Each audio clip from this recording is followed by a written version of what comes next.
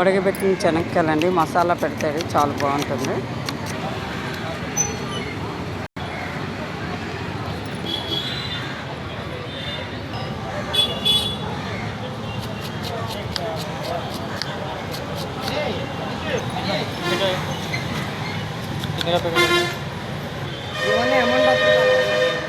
Video ఇదండి.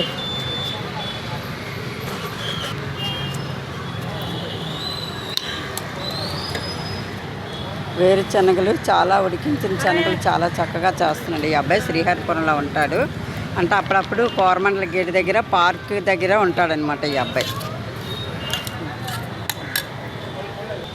నాదైతే అయిపోయిందండి, తీసుకున్నాను. ఇక